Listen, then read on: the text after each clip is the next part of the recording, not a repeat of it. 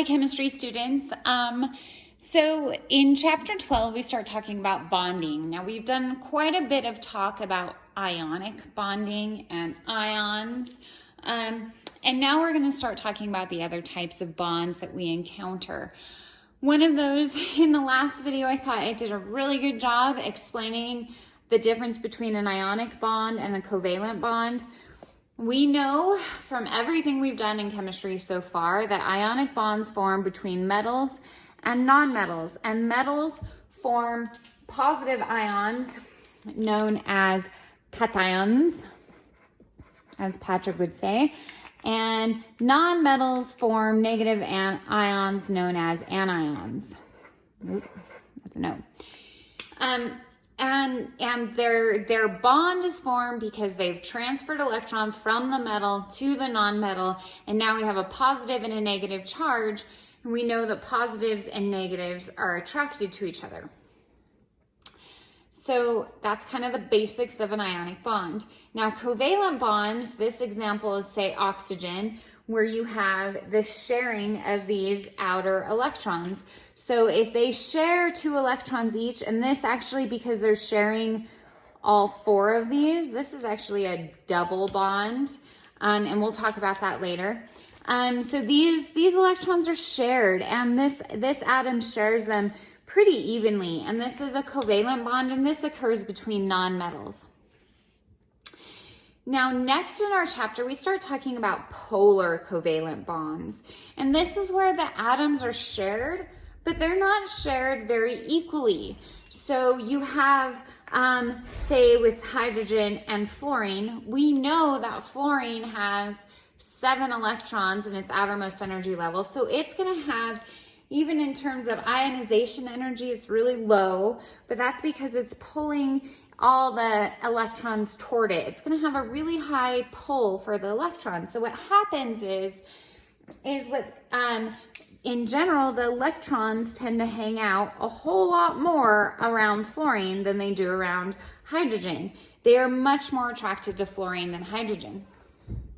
What happens then is we then end up with partial charges, not full-on ions, but partially ions. So this molecule would have a partial positive charge, and this partial charge, that's partial, and it's the lowercase Greek letter delta.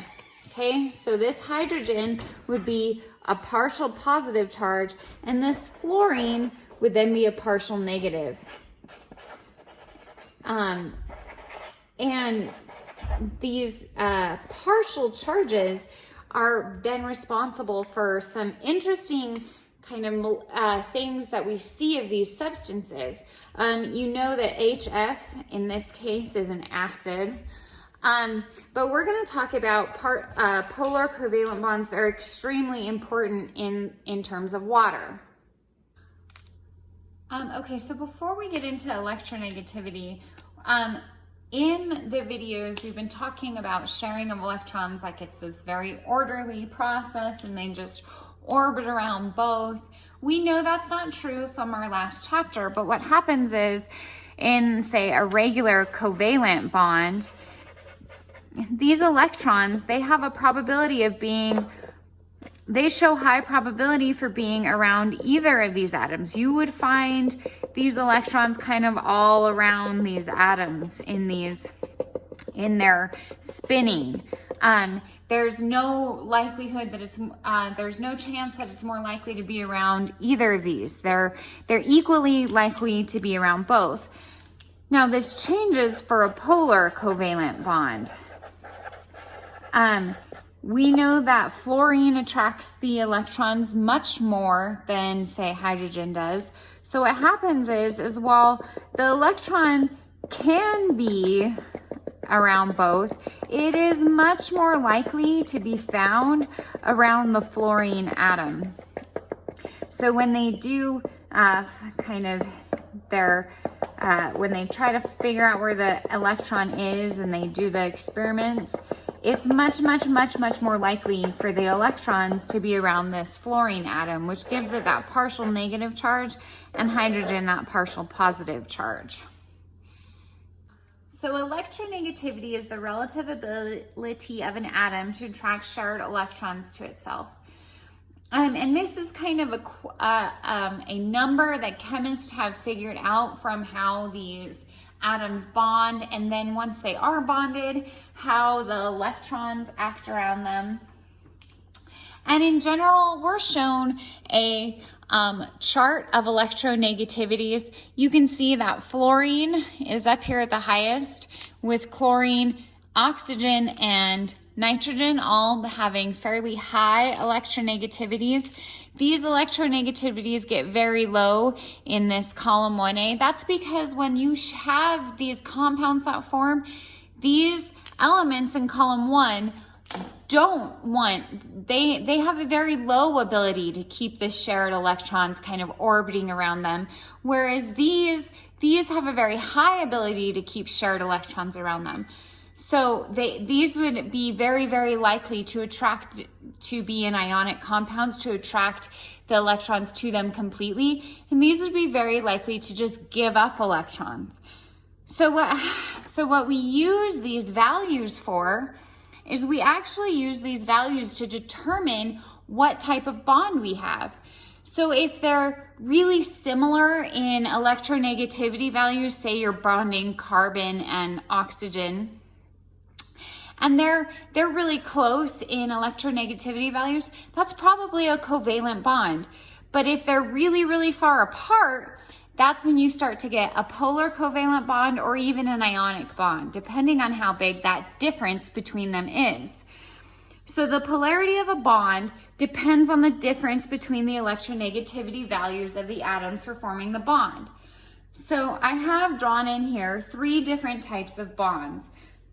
You should recognize this as an ionic bond.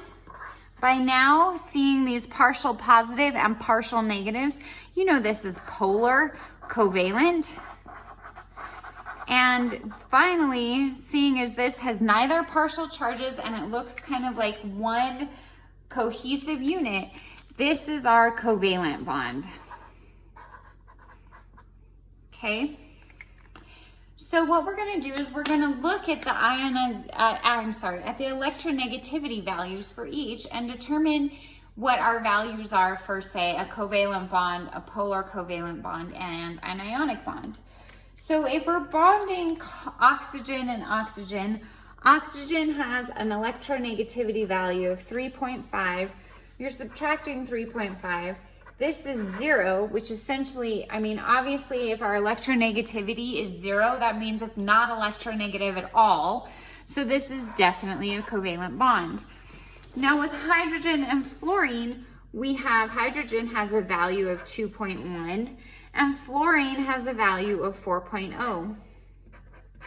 4.0 subtract 2.1 is equal to 1.9. And that is, I think that would be I think that's pretty high for a polar covalent bond, but it is still within those values. Now, if we look at sodium and chlorine, we end up with sodium is 0.9 and chlorine has 3.0 value. 3.0 subtracts 0.9, that ends up with 2.1 in their electronegativity. Now, it's not much higher than this. I would guess that this is a pretty strongly polar molecule, and whereas we know that sodium chloride is completely ionic. So what we're going to do in the example problem that I ask you to answer as part of your homework, we're going to actually analyze the difference in values and determine if it's covalent, polar covalent, or ionic. And then we will put the compounds in order of lowest to highest polarity. Okay, so we're looking at exercise 12.1. This is the example they did for you in the book. We're going to do A and B together, and then you will be required to enter what you got for C and D into the video. So the example is to determine the electronegativity difference between the values, and then using that difference determine if the bond is covalent or polo-covalent, and then arrange the molecules in terms of increasing polarity.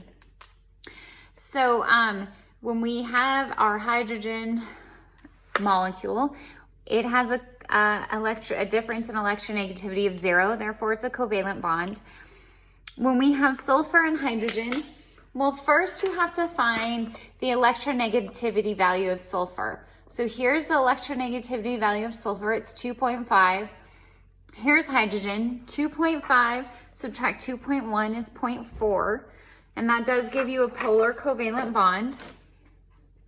And then you're comparing chlorine and hydrogen. So chlorine has an electronegativity value of 3.0, and hydrogen still has 2.1. So 3.0 subtract 2.1 is 0.9. We have hydrogen and oxygen. Oxygen has an electronegativity value of 3.5.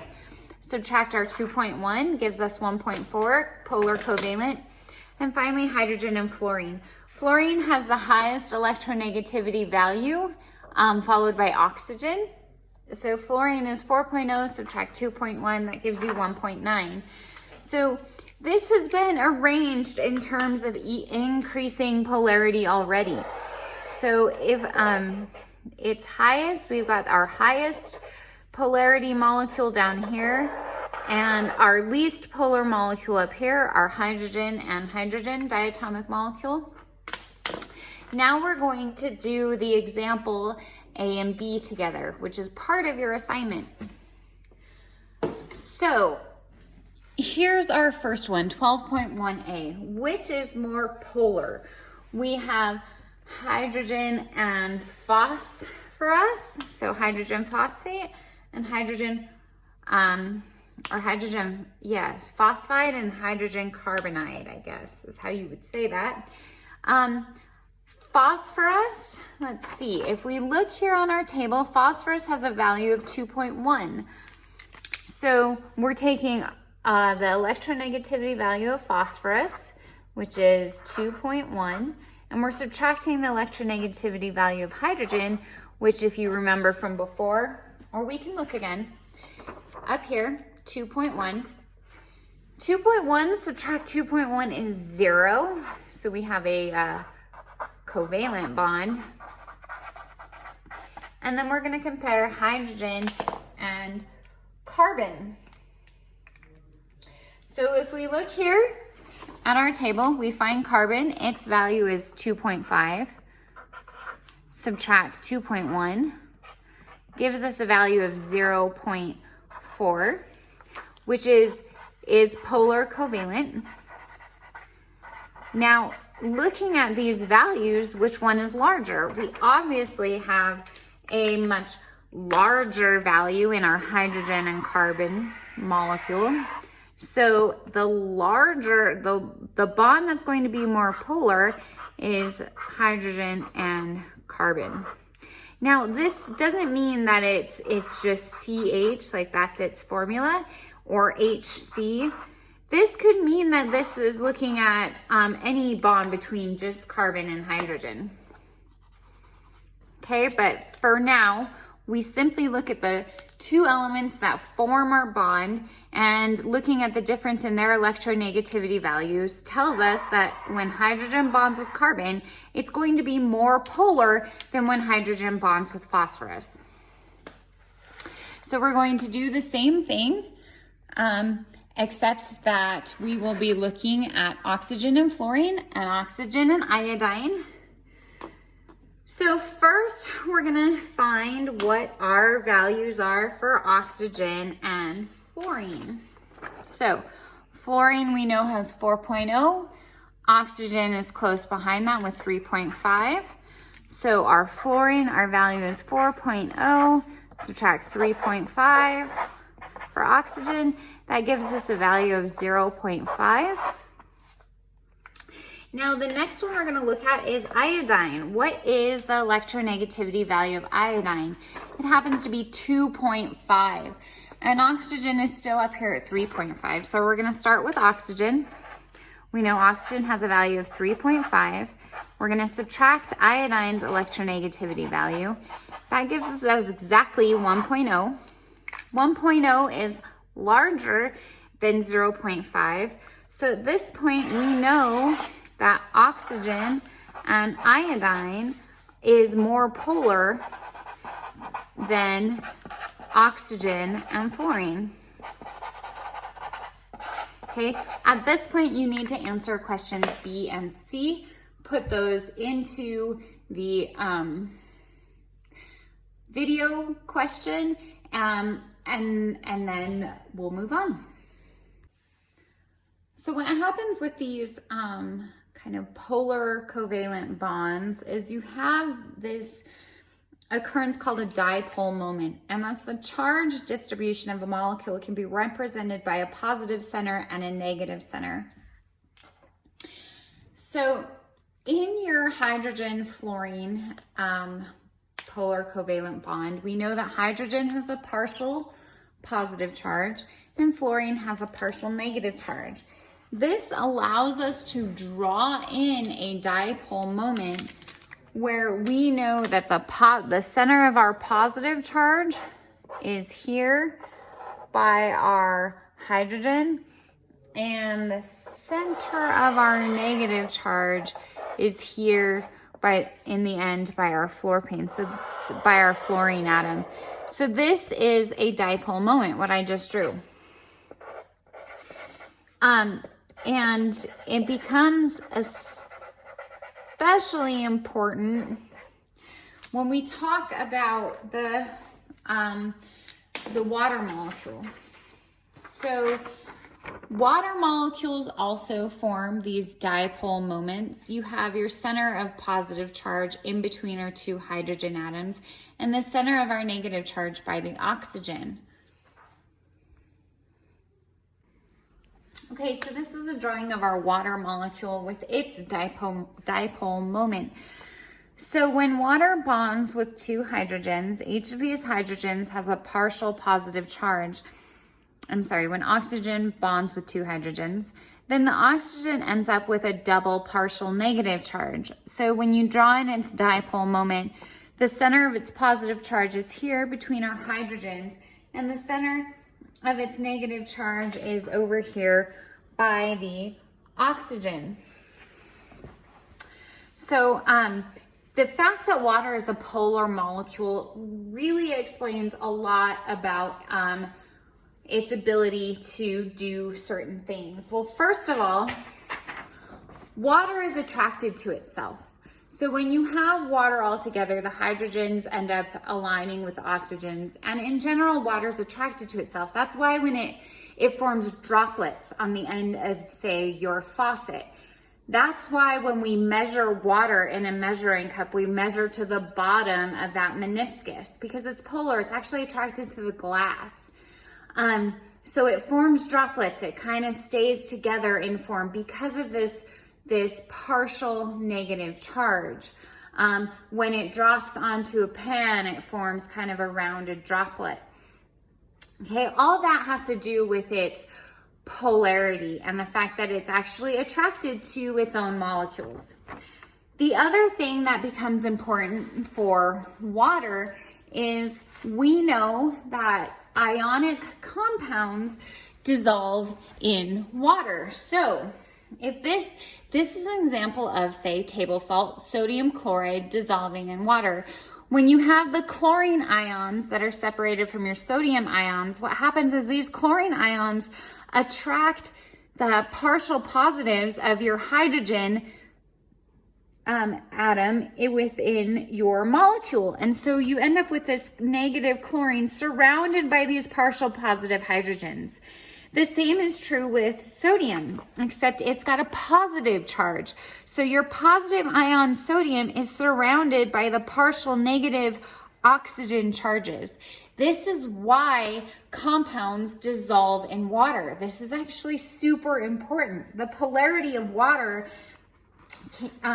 is a defining characteristic that makes it what it is, and that's why it's so important. And the shape of its molecule makes it so that when it freezes, it has a larger volume than when it's a liquid.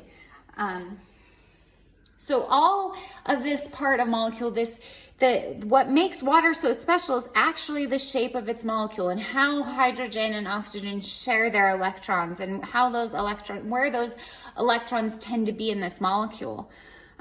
So the polarity of water is super important for its chemistry. At this point, you need to answer the questions at the end of section 12.1. There are 6 questions. You need to answer those and hand those in. That is part of your homework for the week. In case you lost it, you could pause the video and read them here. Send those in to me either via document, or you can take a picture and send it to me, or you can call me and we can figure something else out for whatever works for you.